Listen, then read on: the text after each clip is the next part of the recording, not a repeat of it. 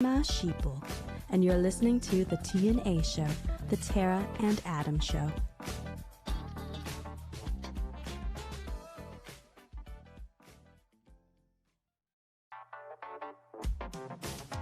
Well, hey there, boys and girls, ladies and gents, theys and theirs. This is Tara Shapansky from the Polish-American Brotherhood, and Adam Francisco from Be Free My Sheeple, and you're listening to the T&A Show, the Tara and Adam Show.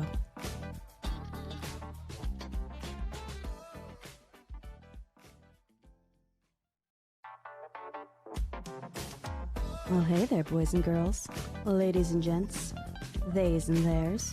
This is Tara Shapansky from the Polish-American Brotherhood, and Adam Francisco from Be Free My Sheeple, and you're listening to the T&A Show, the Tara and Adam Show.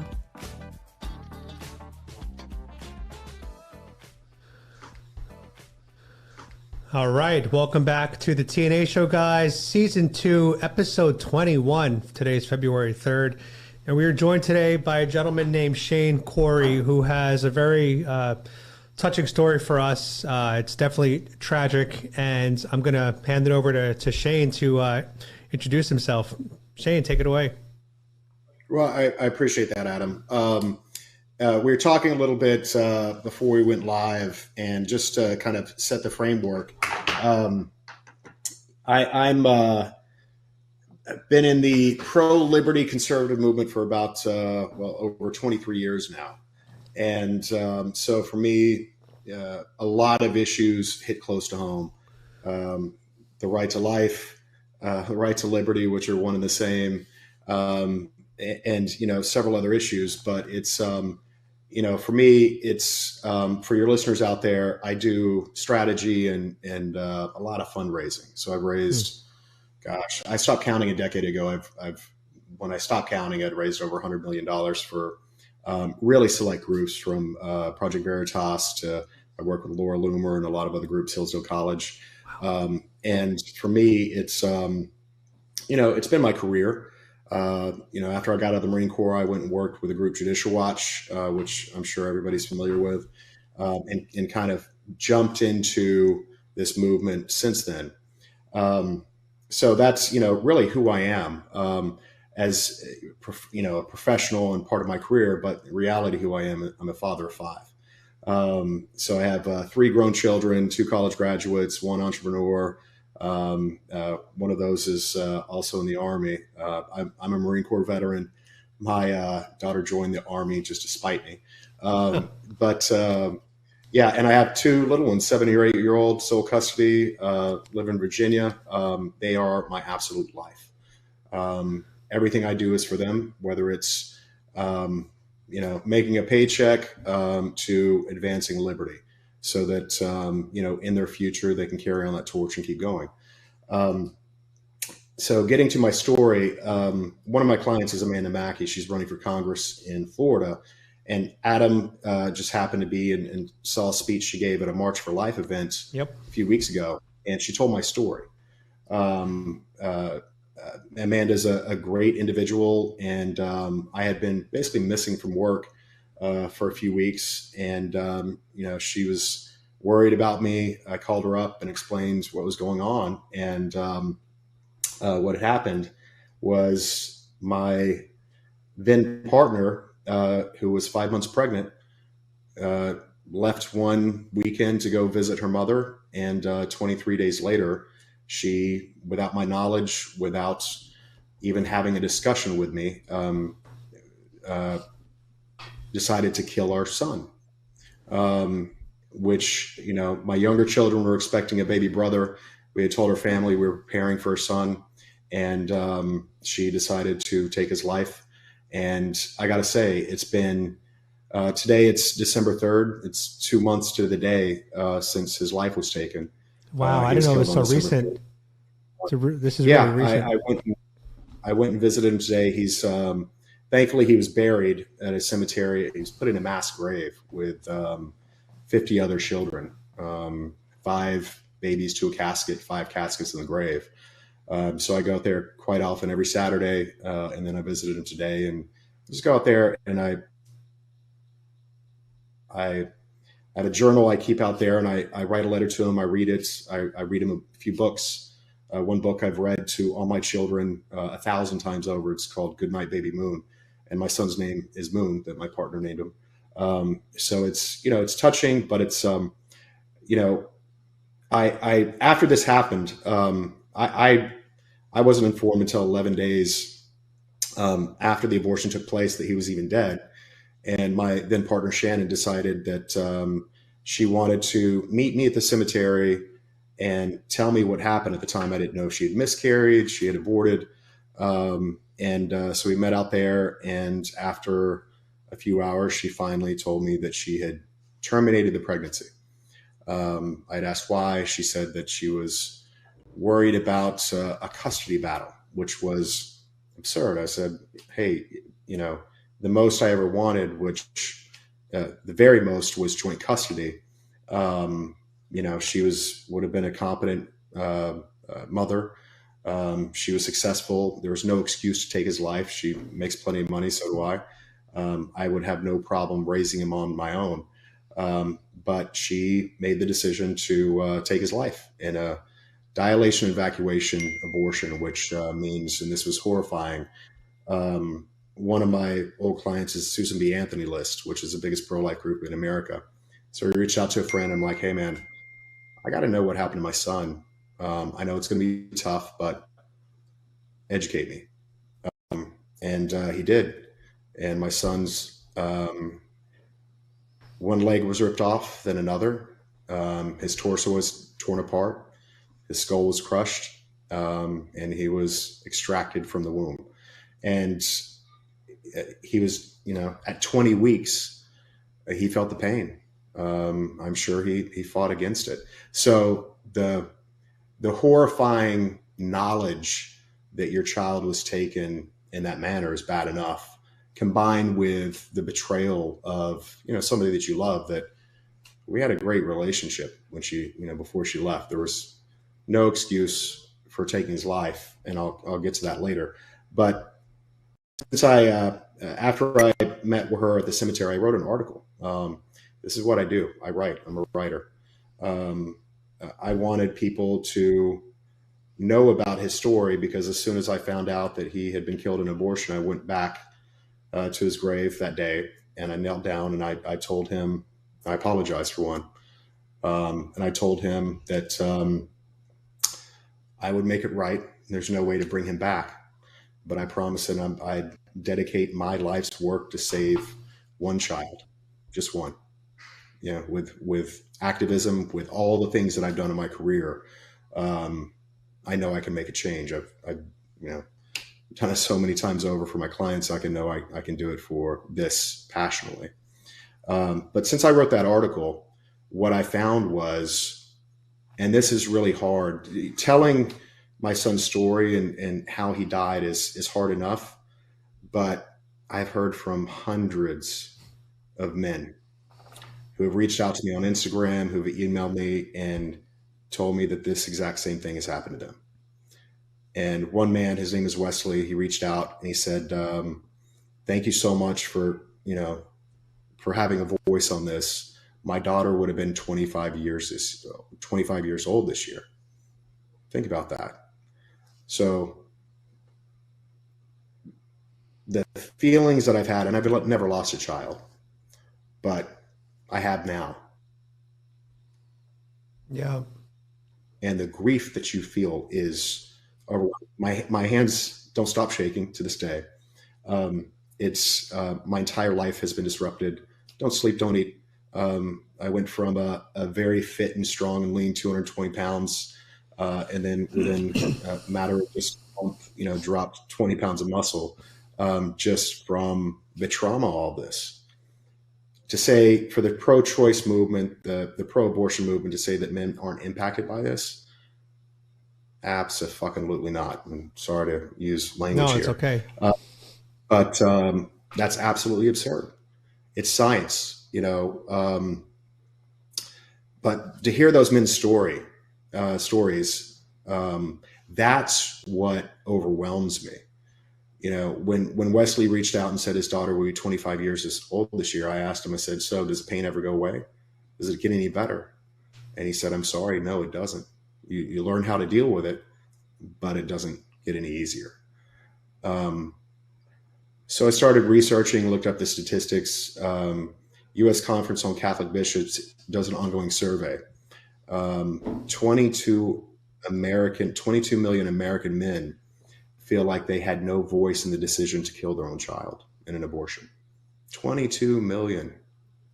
That's crazy. So it's, the number of men out there that are hurting, that are grieving, that are voiceless, because it's intimidating to stand up to the radical left and the pro-abortion movement. If you don't have a womb, if you don't have a uterus, you have no voice. No, sorry. It's science. Amanda Mackey mentioned in the speech that I'd shared a peer-reviewed study, a few of them with her. It just so happens I'm kind of a health nut, and I'd done my blood work back in early November, and I noticed that my numbers were off, and I'm like, what's going on?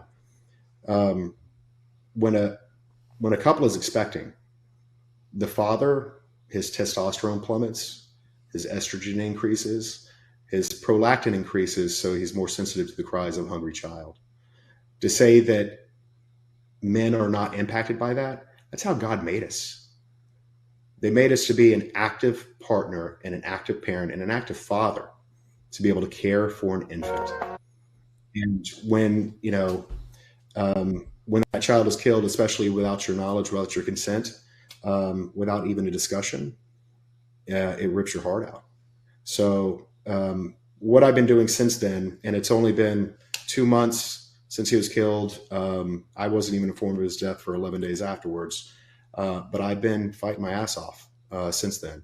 So I have legislation that will be introduced in Virginia. Senator Bryce Reeves has committed to introduce Moon's Law, which will provide a 10 days notice to any known father of the mother who is planning on aborting, and allowing a discussion to take place with a mediator. Not a decision, just a discussion. How can you argue against that? If I had that opportunity, would my son still be alive? Knowing what I know now, I don't know, but I would have done everything with love and compassion and with knowledge to have that discussion, because I didn't even get a chance. I had no idea, none. So, and I know there's millions of men. There's probably thousands right now that are going through this, where their child's life is in limbo. So it's a matter of giving fathers a voice and allowing them to not have fear of standing up and saying, yeah, it's my child too. This is not a single sole decision. It takes two to make a baby. Yep. It's, as far as taking the life, the father should have a say in that. Yeah, I mean, you said it earlier, 22 million men in this country today feel voiceless, that their child was taken from them. And I've always wondered, why don't men get more say? Why don't they get more rights? Why do we live in this society that has kind of trained people in general that it's a woman's choice only? It's her body, it's her choice. Well, so, I've been, in this public policy space for a very long time. So I know it works. I've had clients from the oil industry to the oil, tobacco, you name it, all the bad guys. Money is what makes a difference, and Planned Parenthood has money. Right. The pro-abortion lobby has money. What money does the pro-life industry have? It just has us, donors. But it's not an industry. There's nobody profiting off of children living, except for maybe Pampers and some formula companies. But they don't need the extra money. And they would never get involved in that debate. But the reality is, Planned Parenthood has done such a powerful job in crafting laws, legislation, court cases, to exclude the father. For instance, in Virginia, I can't file a wrongful death claim. Now, if a pregnant woman is murdered in Virginia, that person is tried for double homicide. A mother can file a wrongful death claim for the death of her own child. A father cannot, specifically, and that's because of Planned Parenthood. So I have a lot of lawsuits that I'm going to try and set precedent on. One is tortious interference with the parent-child relationship, which has never been tried in the state of Virginia related to abortion.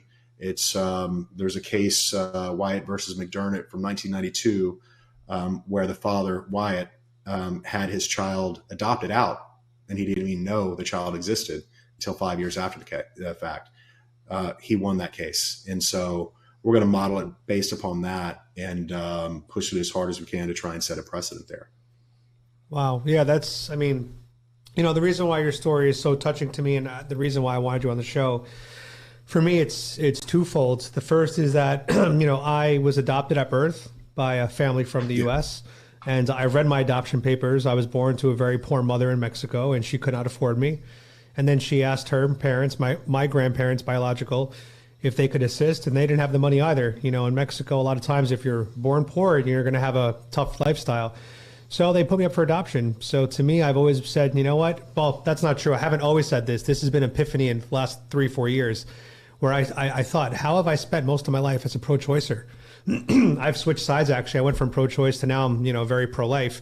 And part of it had to do with me reflecting on my own existence. But the second thing is, and I might have mentioned this to you in the Instagram DMs, I dated a girl back in 2017, and we were casually dating. It wasn't a relationship, but she ended up getting pregnant.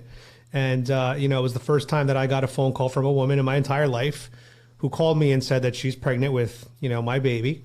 And I didn't know how to react. I had never expected it or was prepared for it. But like you, I had the resources in terms of money, and I had the willpower to want to be a father. So I was on the side of wanting her to keep the child, and she made the decision to abort the baby.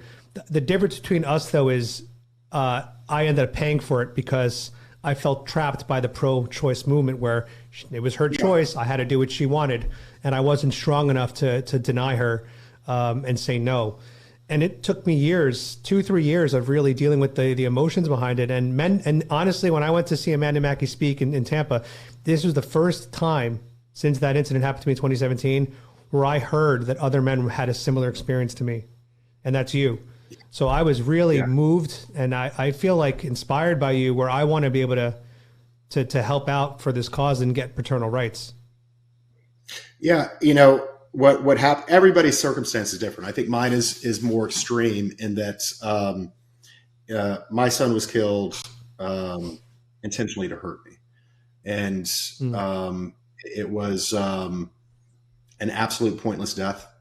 In your case, I think that yours is, again, unique, but understandable in that the power of influence that the pro-abortion movement has.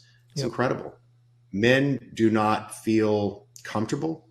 They feel wrong. They feel like they're dirty if they speak up and say, no, wait a minute, that's my child too. Mm-hmm. You know, they won't even speak up when it happens to them. I feel this, you know, I've been criticized left and right and beat up for coming forward with my story, for even mentioning their names. But you know what? Augustine said, the truth is like a lion. You don't have to defend it. Let it loose. It'll defend itself. One thing I learned with working with James O'Keefe and Project Veritas is you tell the whole truth. That makes the biggest impact. Put it all out there, name names, get it all out, and let people make the decision for themselves, what's right and what's wrong, because the truth is going to win. So, you know, in my case, I'm going all out. I don't care. It's embarrassing to me. It's horrible to me. It's going to, it's not something that you can just make go away if I change my mind, but I made a promise to my son. I live by code. it's, John Wayne said, a man has to have a code and a creed to live by. And I read that many years ago and developed my own code. And one of the tenets in that is to be fearless against evil. And when a 5-month-old child is torn apart while it's still alive and can feel the pain, that's evil. And you have to take a stand against that. So, that's why I'm doing this. I'm doing it, to keep a promise to my son. And also, one thing that I've realized, I keep this box out of the cemetery, and it has Moon's books in it, my journal. I even keep a journal for his mother. She's never even been back. But I keep my phone number on it. And some other parents that go out to the same cemetery have been texting me and just saying, hey, because I have it written in a Sharpie, please read these books to Moon and the other babies. And so they let me know, hey, we read to our son Mason, who was 20 weeks as well, died in miscarriage. And the parents were torn apart, go back and visit Mason as often they can, but he's buried next to my son Moon. So the impact of these lives, these children never took a breath in our world. Yep. They never had any influence, but you know what? They're powerful, because if we tell their story, we can make a change. It's about telling that story and be brave enough to stand up to the pro-abortion lobby so that they can see that it's not some clump of cells. It's not some tumor growing in a woman. That's a life. My son had a heartbeat. I heard it. It was strong. He was beautiful. And he was ripped apart. And for the other children, whether miscarried or aborted, they were children. And they need to be honored. So, that's really what I work on. And it's going to take all of us standing up. And Adam, I really appreciate that you're willing to tell your story, because I know that, it's something that is uncomfortable, sharing, personal information, putting it out there. And, from, you being adopted, which is a beautiful story, to the relationships you had in losing a child over it because of the pressure that you felt from really society. And the only way that we're ever going to change this country, even if we change abortion laws, is by changing hearts. This is not a hateful dispute. This is a matter of love and love for life. Yep. And, it's a matter of recognizing a child as a child. It's that simple. Yep. What's interesting is when I heard the news that, the girl I was dating was pregnant, the first thoughts that came to my head, after it kind of settled in was, is it a boy or a girl? Like, that's kind of where my head went. And for some reason, I always thought it was a girl. I'll never find out. I'll never know. It's too late now. And then you start doing things like thinking about, well, what would you name it? I mean, these thoughts were all thrust upon me. And I had already picked out a name for my child, who to this day, I swear, I think was a girl. And every time I would see like a father with a young child, 1 or 2 or 3-year-olds, it would make me really emotional, because I just felt like that's where I was supposed to be right now. Now, the big difference between me and you is you have 5 kids. You already know what fatherhood is like. Much different experience. I don't know. I have no children right now. So that was going to be my first one. But the fact, this happened in 2017, and this live stream is the first time I've actually spoken about this publicly. I've alluded to it on another live stream before once, but this is the first time that I put the story out here. And I think Tara, she could attest to that. But I wanted to wait to tell it when you were, on the stream with me. So it's been 5 years. I always often think about it, that I'd have a 4-year-old right now, and how beautiful that would be, because I have that strong, I want to be a father. Tara knows, right? Yeah. I have a speed dating show on YouTube, by the way, where I go online to try to find my future wife. That's a bit more of a feel-good one, right? More feel-good one. But I do want a child, so that urge hasn't gone away. As a matter of fact, that my experience awoken that urge. It awakened that urge. And I'm really touched by your story, and I feel horrible for you and baby Moon. I'm curious, what kind of feedback have you got from the radical left? Because I know that they are extremely hateful. They say they're tolerant, but these are the sickest people that exist on this earth. So what kind of feedback? They are. Yeah. Yeah. And, my former partner, Shannon, was a hardcore leftist. I knew that going into the relationship, and for me being a libertarian, I'm tolerant. We had debates over coffee every single morning. And never once did she change her opinion, shift. I do, it's a matter of, if you learn new facts, there's nothing wrong with changing your position. But what I learned from her and her leftist family is they don't just take a position. They hate you, absolutely hate you if you disagree with them. So it's really, over the course of that 2-year relationship, and the only arguments we ever had were over politics. And, for me, I've been doing this for so long, I could kind of like smile and have a conversation and move on. She would get red in the face and we could have discussions with her family. It was really educational for me to go through that relationship. And yes, it ended in the worst way possible. Yep. But I agree with you 100%. Leftists cannot be persuaded, period. There's nothing that we can do to change, their beliefs. I think it's a natural evolution. I think, as Winston Churchill said, that if you're not a liberal when you're young, you have no heart. If you're not a conservative when you're old, you have no mind. And that's probably the truth to it. Yep. But Adam, I got to say, with all my children, I knew not just if they'd be a boy or a girl. I knew what they'd look like. I knew the color of their hair, the color of their eyes. I could envision them before they were born, and I was never wrong. My last daughter, Piper Liberty. My 2 youngest are named Piper Liberty and Ronan Justice. So I was, had to come up with some unique patriotic name for Moon, middle name.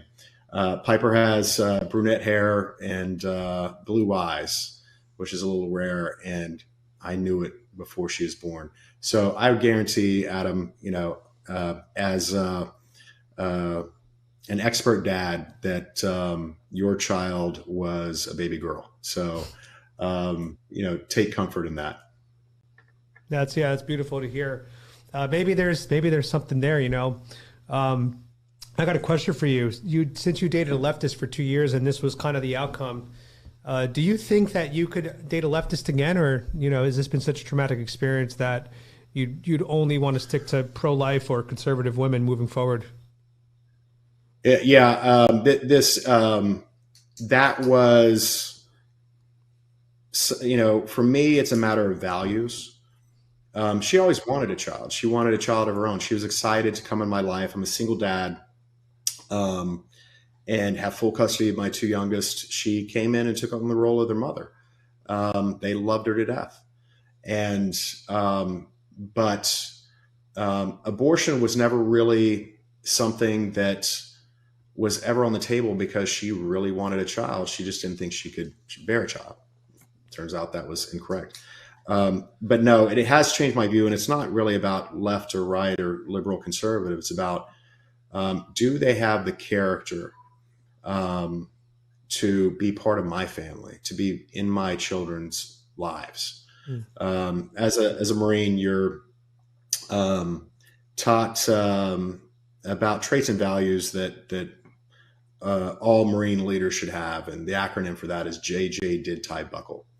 And that's something that, coming from kind of a traumatic childhood myself, that's something that values I've tried to instill in all my children and in myself. It's justice, it's judgment, it's dependability, it's integrity. And, the list goes on. And one of the more important things is unselfishness. Leftists are inherently selfish. And so you can't be in a relationship with somebody that does not share those values. And I have, I'm sure, Adam, you have the same, similar list as a single guy, but I have, a list of only what to accept with a partner, and integrity's at the top. And I'm adjusting that list based upon the values that I hold dear and that I want in my children. And that absolutely rules out a leftist just because of their nature and their character. And they really weren't raised with those values at all to be able to turn out the way they are now. Right. I have a question about earlier you mentioned Planned Parenthood and how they have the dominance and how they have the funding and the institutions. In many ways, they control the culture. And you said in order to change this, we have to change hearts and minds. Do you feel like the American culture has become a culture of death and suicide? Yeah, absolutely. Especially with our youth. There's a video that I saw yesterday, I think it was put up by Live Action, where as a college campus, there's a pro-life activist with a sign out there. And I don't agree with a lot of the, I wouldn't say a lot, but the small portion of the pro-life activists that, go out there would show pictures and videos of babies that are torn apart that were killed in abortion. That's horrifying to anybody. I was at the March for Life in DC a few weekends ago with my friend who runs Stop Pro-Choice. She pulled me out. I'd never been to any kind of march or anything in DC. And there was, as we were walking down, there was videos playing of actual abortions taking place.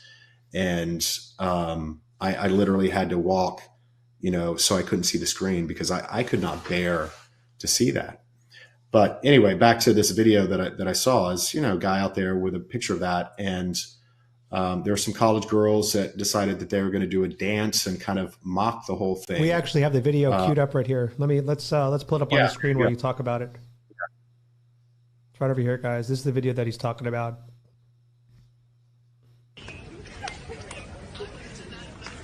Is this the video? Yeah, it is. I've actually seen that quite a lot. This is more popular than this isn't a one-time event. I've seen a lot of college students, a lot of women do this similar stuff. Actually, I promise I'd kill my baby if I got pregnant. I literally would. Are you kidding me? No uterus, no kid. Yeah, and so that behavior, I think, to answer your question, is more common than not, and it's basic ignorance. Not understanding life and being able to Planned Parenthood has done such a great job at gaslighting America and gaslighting our youth. It wasn't until January of 2020 that they finally admitted that a child is able to feel pain at as early as 12 weeks. And the reason for that, the reason they said that now a child in the womb has all the wiring, the nerve system to be able to feel pain within weeks. But Planned Parenthood convinced the entire medical community that because they can't store the pain as a memory, it's not pain. I mean, how absurd is that? And our medical community just goes along and kind of rubber stamps it, which is just absolutely absurd. So, the job that they've done from within college campuses, the medical community, state legislatures, and in the courts, they're a force to be reckoned with. But it's a matter of standing up and, to like these college girls, their ignorance that I think one of them said, if I had a baby, I'd abort it right now or something like that. Wait till you hear that heartbeat in the ultrasound. Tell me that's not a life that's independent. If you leave that child alone, if you plant a seed in the ground and just leave it alone and let it grow and sprout through the earth, that's a life. Well, it's these women rip it out of the ground. Okay, go ahead. No, go ahead. These women are being manipulated in secular institutions because when I went for the March of Life, Tara and I were there in Washington, D.C. as well. A lot of the women that were there were Catholic. So there was a lot of Catholic university students that were there. So when I see videos like this and I see women that are doing this sort of stuff, they're going to secular state schools. They're going to secular institutions that are promoting these demonic values within them. And when we went to the March for Life, there were millions of people there. So it's people who are pro-life. This is not a fringe movement, and it really seems like a lot of the anti-life stuff coming out, which they call pro-choice, it's indoctrination. Aren't they saying that this generation is also the most pro-life that's been? And I'd have to fact check that, but I remember like being at the march, they were also saying that this generation. So maybe we are going to see like a change. I was there. I was shocked by the number of youth there. It was basically a bunch of young girls. There was a group out there. I don't know if you guys saw them. They're called the Guardians of Life. They're from Chicago. They're in these yellow hoodies. And they were on the side of the route, and they were doing these chants and songs and, playing drums, and they were just filled with energy and love. And I just sat there and watched them and talked to some of their sponsors, and they're just a group of kids that they get together every Monday. They plan what they're going to do. They have speakers that come out, and it's just a matter of, not any type of hate toward the left or anything, but it's a joy for life and wanting to do anything to protect that life. They'll go out in front of Planned Parenthood clinics and just respectfully kneel down and pray over the weekend. And that's really touching that these youth are willing to put themselves in the face of ridicule from probably an overwhelming group of leftist influence, whether in their schools or on social media, you name it, and still take that stance. God bless them. So that was really encouraging to see. But to your point, whether it's secular schools, but I think overwhelmingly what we've seen in leftist culture is the generations. I think it was starting with Gen Z. Their entire lives have been lived with social media, and the influence that big tech has over this debate is overwhelming. With any of our debates, as you guys have seen, I'm sure that even the show is somehow pushed down in the algorithms, but that makes a massive influence on anything that is right of center, that is pro-liberty, conservative, pro-Trump, you name it. It's weighted down, it's silenced, it's canceled, and working closely with Laura Loomer, who's the most banned woman in America. And I at one time I worked with several banned folks, and I got a call from a Facebook rep one day and said, "Hey, we're about to ban 4 of your clients." And I'm like, "All right, so how can we stop it?" And basically nothing was going to stop it. But there's another reason behind all that, which actually Laura Loomer will get into. You guys should have her on the show. Yeah, we want to. She is actually coming on the show in a couple of weeks. Oh, sweet. Great. Well, that's good timing. She's going to be filing a lawsuit that's going to blow all this stuff out of the water. I don't want to give it away. I'm involved in it. But the real reason behind cancel culture it runs deep, and she's going to reveal a lot there. So we've been working on this case for a few years, and it's going to be massive. So I'm excited about that, and I'm hoping we're going to make some change with that. Yeah, she's been one of the most canceled people online. I can't really find her on any mainstream platform. I try to look for her name, and she's been wiped. And that actually, excuse me, happened to me this week. I had 50,000 TikTok subs, and then one day I woke up just 2 days ago, and they wiped me from TikTok. Yeah. I had no strikes, no guideline violations, but I guess the stuff I was posting, which was feel-good pro-Trump content, they found threatening, and they threw me off. So China hates you. Right. So now I'm on TikTok again, and I just refer to them as the commies. I never said that before. I never said, these TikTok commies. Now I'm back on TikTok, new account. I already got 2,000 subscribers, and I keep saying these TikTok commies. So now what they've done is they've made me a little more angry, and this is not good for anybody. Yeah. So these people are dumbasses. Cancel culture is. It's not just about canceling individuals. It's about suppressing the debate and creating these thought bubbles, which, even our side falls in line with.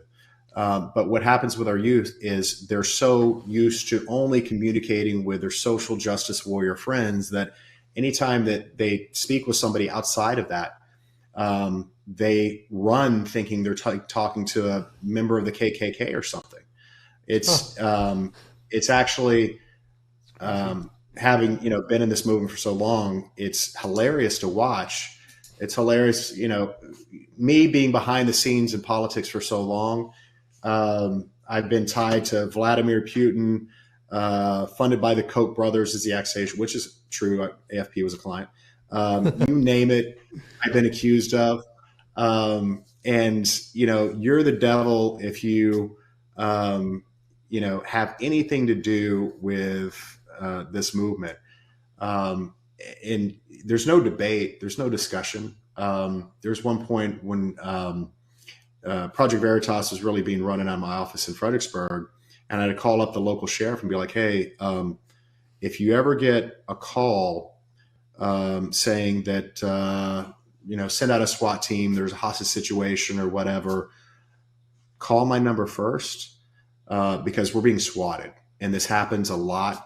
With us, it was a real big problem several years ago, but they'll basically make fake calls to 911 and have a SWAT team out there kicking in doors and shooting dogs and you name it, just to mess with people, and the lengths they'll go to, there's no respect, there's no integrity.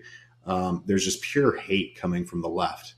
And, that's, what we're up against, in that I've never feared it doing my work, but people like James O'Keefe, people like Laura Loomer, Tom Fitton with Judicial Watch, I'm sympathetic to their lives in that, they're real targets to angry, crazy people 24/7, and they're still out there fighting.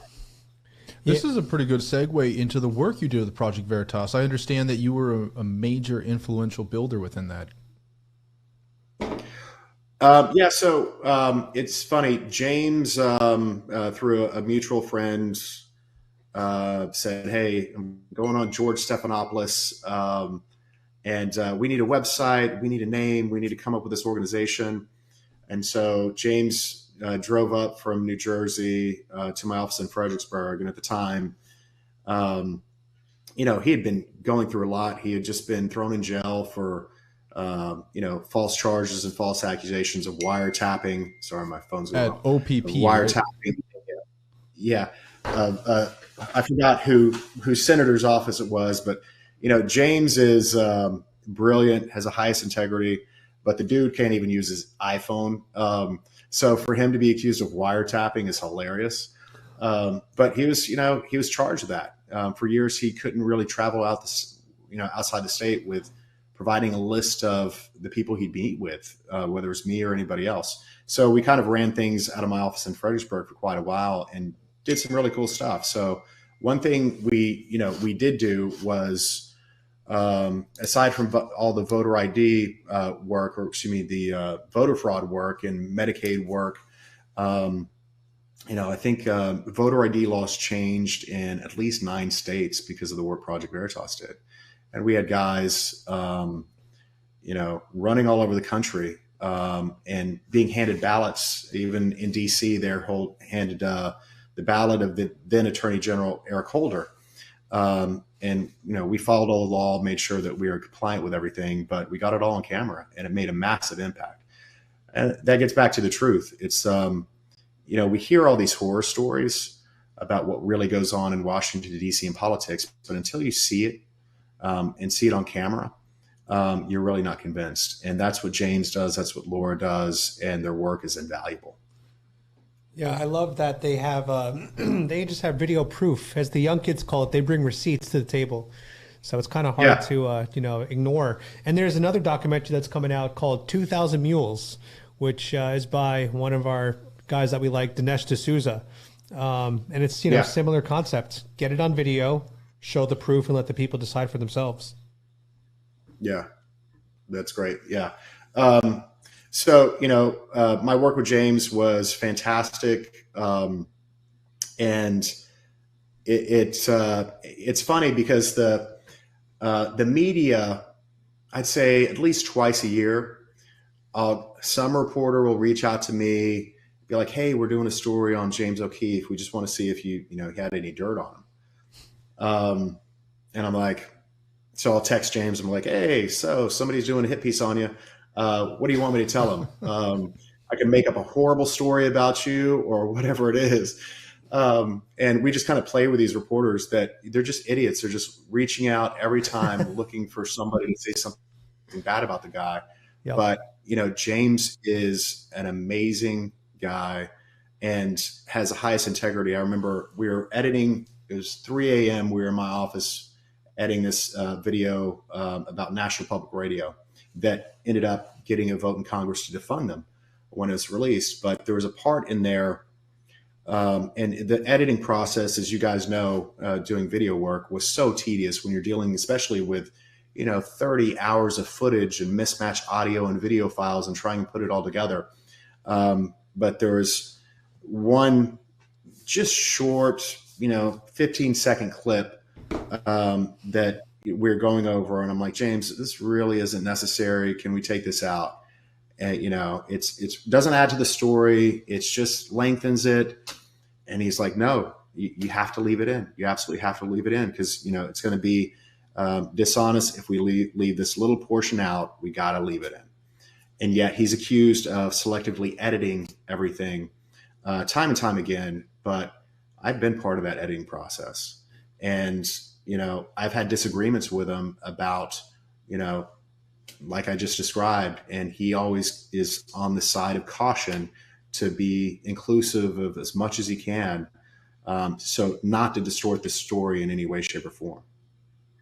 It's real journalism, guys. That's how it's done. Give too much, then too little. Yeah, he's definitely a huge inspiration on a lot of the work that I do, and I think Tara as well. Yeah. Yes, definitely. And it's interesting, Shane. We've noticed on our end that there are a lot of these like little lefties on Twitter that are trying to do like their own investigative journalism. Quite a lot.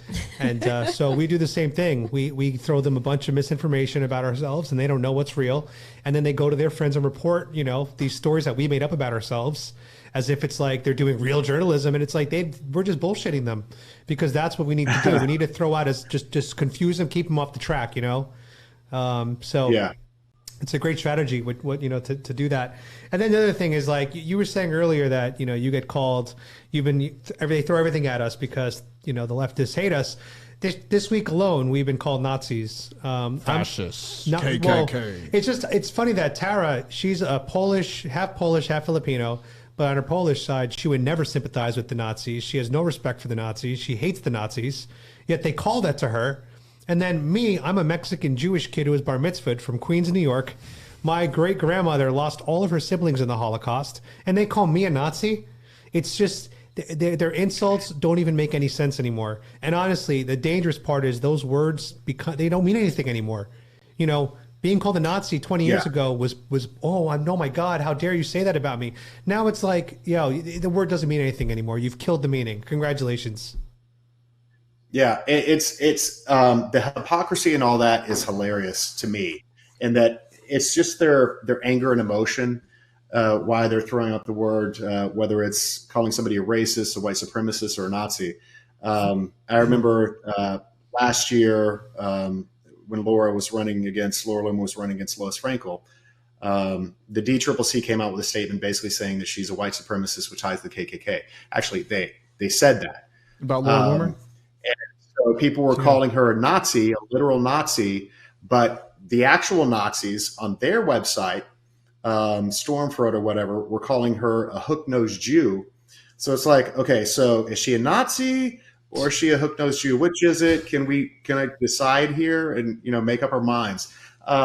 She's Jewish, and for her to be called a Nazi of all people, it gets truly comical at one point in time, Yeah. I gotta point out to the loony left, the Nazis and the white supremacy movements in America are the most racially diverse and religiously diverse movements in the history of the world. I know. I've never seen so many Jewish Nazis before. Yeah, I guess the loony left they might be onto something. Yeah, right. It's crazy. And what's really unfortunate about it, these words are supposed to be offensive, and that's when they're overusing racist and Nazism and fascist to be applied to everywhere. When it's being overused like that, and it changes the definition, because you can see an image and then know the definition of it, and you see that mismatch, it no longer has meaning. It takes away from these words being actually offensive, and some certain actions, certain attitudes absolutely should remain offensive, but that they're actually harming, like, and I think that's part of their goal. Like, we're living in a clown world. Their goal is to turn and destroy the meanings of these words, so that when they're actually using them, it no longer has any meaning. So they're accomplishing the opposite to which they're trying to do, but I think they're almost doing it on purpose at this point. Yeah, they must be. I think they're just dumb.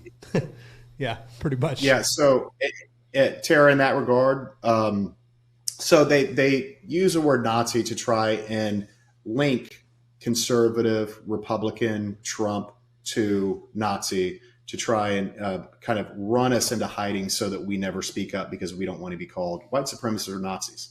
I'm Native American. It's the ridiculousness of being called a racist is one thing, but they're trying to define it so that we're ashamed to say who we are because we're linked to this. Now, that strategy actually goes back to a guy named Art Finkelstein, who was on our side. Art, I had breakfast with him years and years ago when I was running the Libertarian Party. Art was a libertarian, and like me, he makes his money off Republicans. And he ran the Senate strategy for the Republican Party for many, many years. He was Jesse Helms' campaign manager. Jesse Helms, if you guys recall, was one of the most hard right members of Congress there was.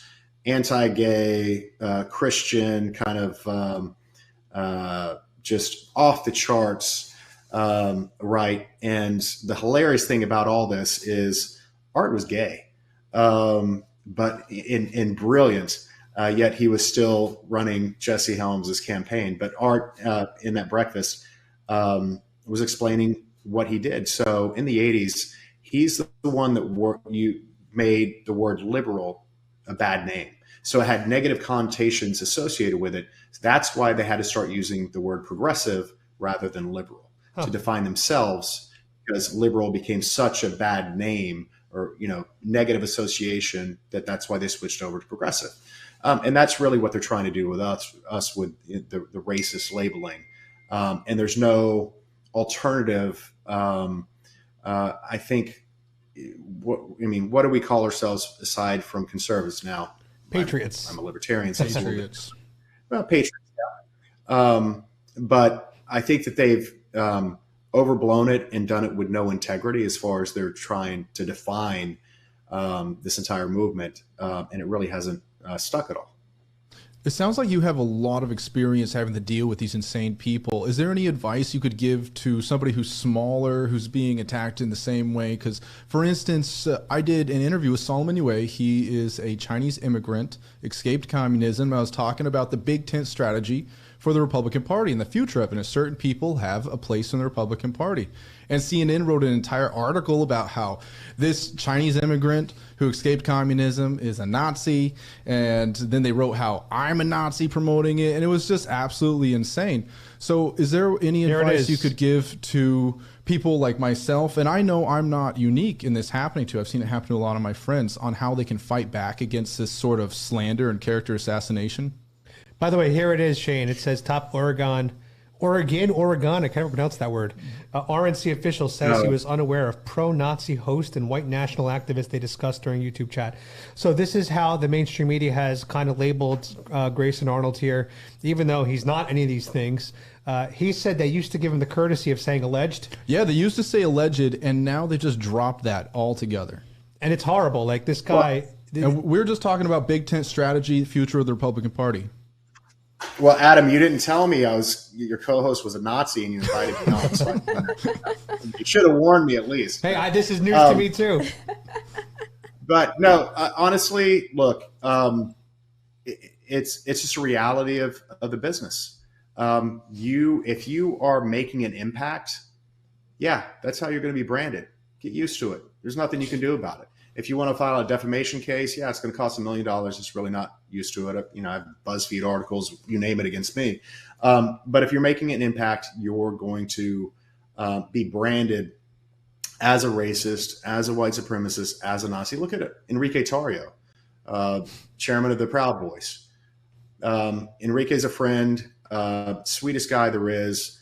The dude is half black, yet he's in charge of a white supremacist organization. Like, really? Come on. It's the absurdity is crazy. But, to answer that question, get used to it and accept that if they're writing about you and lying about you, that you are doing something right. Don't let it bother you. If your family or friends get upset about it, explain it to them. But it's just kind of, it's what's going to happen for quite some time. And there's really no way around it. Unfortunately, it will impact, the guests you're going to get on and stuff like that if they see that. But if they have integrity and character, then they're not going to be bothered by it at all. Yeah, I mean, I look forward to the day when, us smaller creators who don't have the funding can actually hold these companies accountable. Yeah. There was a story with the Covington kids, and what was his name? Nick Sandman. He sued all these big companies for 9 figures. Guy has, over $100 million from CNN. I think he also just settled with MSNBC because they slandered his name. They made libel about his name, and they're doing the same thing to Grayson Arnold. They are literally doing the same thing to this guy right over here. And well, Tara was saying just put out more content, and I think getting used to it, of course, obviously, but also what Tara's advice of putting out more content to counteract their narrative. Right, because the reality is, Shane, and we all know this, I would never, ever do a show or sit next to or associate with someone that I thought was an actual, as they call, white supremacist or neo-Nazi. And the funniest thing about this guy here is his girlfriend is half Filipino. One of his best friends is Mexican. The guy he's sitting next to is Mexican. One of his friends we just went out with was a Jewish guy who wears a yarmulke. So he would be the worst white supremacist Nazi that I've ever met in my life, if that's true. Well, it's like I was saying, we're the most diverse movement in the history of humanity. It's crazy. Anyway. And I would just say, if you're defending, you're losing. So just let them talk, but don't let them stop you from talking about the real issues, because it's a distraction.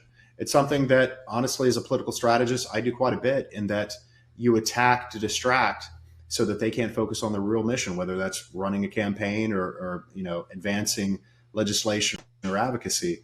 Attack them, distract them. They'll get flustered if they're amateurs, and you'll gain a few days over them. It's a particularly effective before convention. I'll just say that. Don't let it distract you. Just focus on the work that you do, and you don't need to explain. That's good to hear. It's good advice. It's ridiculous. Yeah. Yeah, absolutely. That's the same advice that I was giving to Grayson as well. And the same thing that I give to all content creators. And you should be spending more time creating your own work as opposed to looking at the work of other people. And when people are attacking you, you should be spending more of your time creating new work as opposed to defending yourself or trying to, I feel like the left prefers to destroy another person, go at their character, as opposed to creating something of their own. So when Grayson was saying about focus on creating more content, because if you have articles that are being posted about you or any content that's out there, just create your own content and drown that out. And in terms of focusing your energy, create, don't destroy. Thanks. No, well said. You're absolutely right. If you try and respond to every attack out there, that's all you're going to do. That's right. And I see it every day, especially working with Laura, who, man, they hate her because she's effective. Her email is actually coming to me. If, anybody that's wants to meet with her, or, it's a productive message, I'll forward it on to her and be like, hey, respond to this person. But if it's just somebody saying that they want to kill her dog or, break into their house and bash her head in, yeah, great. Have fun with that. But yeah, the folks, they just want attention. I think they're too cowardly to ever take any kind of menacing action. They just want to distract you and cause you worry and make you rethink what you're doing in your life with your career. Yeah. To go and do shows like this. So don't let it bother you. That's great advice. Shane, I wanted to, is Give, Send, Go the best link for people that want to donate to Justice for Baby Moon? Is that the best link that you would like to donate to? Just Google, best thing, Google Justice for Baby Moon. Absolutely. Yep. I appreciate that. So, any contributions, we greatly appreciated. We're going to, lawsuits are crazy expensive. Thankfully, I'm working with John Pierce, who's representing a lot of the January 6 folks, who's going to file that tortious interference claim for me. So that's not going to cost too much. But there's a lot of other cases, from defamation to you name it. Look, bottom line is, there's anybody that knows me knows that you don't mess with my kids, and there's hell to pay if you do. And one of my children was murdered. And so I have no shame in going all out and using every legal means to get justice for my son. And that's going to be expensive. And I'm going after my ex's employer, Capital One, who funded the abortion. She's a developer there. To her family, to her friends, to her doctors, you name it. Anybody that opened their eyes to my son's murder, I'm coming after them. And I'm going to use the law and the courts and the court of public opinion to obtain justice for my son. And obviously, we're cheering for you. We think there needs to be more men like you that are stepping up and 100% using their voice, and also, have the means to pursue, because we've lost way too many children and men. We need to have a voice. My voice was kind of just, I didn't know, at the time I was very unaware. And I'm just I'm very proud of the stuff that, you're doing. So thank you again, Shane, for, protecting all the babies in the world. Well, thank you for having me on. And it's also protecting the fathers, having experienced this, and Adam, the same for you. You can easily be broken by this. And it's a matter of picking up another father by the hand, getting him off the ground, dusting him off, and being like, no, dude, go out there and fight. Save a life. That's what we're doing.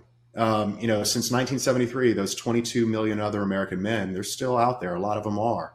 And a lot of them are still in a ton of pain. And I've heard from quite many of them. So it's a matter of giving them the courage, the voice to stand up and do something about it. And in no time, you know what? We're going to have an army out there. And it's going to be an army of fathers that have love, knowledge, and compassion that will make some change. And that's the beautiful thing about all this. Well said. Well, Shay, thank you again for coming on to our program. We really appreciate your time being here, sharing your story. And we'll also put a link to the Give, Send, Go into the description of the video. Awesome. Once again, thank you for coming on to our podcast. Yeah, I think you're a great inspiration to a lot of men out there, because they are going through a lot of similar stuff, especially in the MGTOW movement, MGTOW. And a lot of them are very disillusioned. So at the beginning, you said a little bit of this is embarrassing, and I don't think it should be embarrassing. I think that you're leading and setting a good example for other men to follow right now. Well, I appreciate that. Well, thank you so much for the time. You guys are great and a lot of fun. And, anytime you'd like me back, I'd be happy to come back on. And thank you so much. I appreciate it. Yeah, I'd definitely love to have you. And for our viewers out there, you guys know where to find this episode, the TNAshow.com. That's where we have all the videos up there right now. And this week, we're going to have all the episodes updated on Apple Podcasts as well as Spotify. So check it out there. And as always, thanks, Tara, for manning the computer screens. You got it. Yeah. And we really appreciate you guys being here. We'll see you next time. Oh, Tara's traveling next week, so we're going to be taking a week off from the T&A Show after this episode today. So season 3 will start in about 10 days from now. But I'll still be around, so you guys can follow me. Tee-hee. All right, guys. See you guys in a couple of weeks. Yeah. Let's go, Brandon. This is a good show. Let's go, Brandon. Yeah, Let's go, Brandon. JJ did time. Let's go, Brandon. How about that jobs report tomorrow, guys? Joe Biden is going to shit the bed tomorrow when he comes out with the jobs report. They're saying 150,000 jobs in the month of January. It's going to be a bloodbath in the markets tomorrow. But don't fear, guys. The market will come back eventually. But Joe Biden is a hot mess. just like Kamala Harris and Nancy Pelosi and Chuck Schumer. Cold mess. They're all hot messes. Scrapers. Shout out to Nick Fuentes.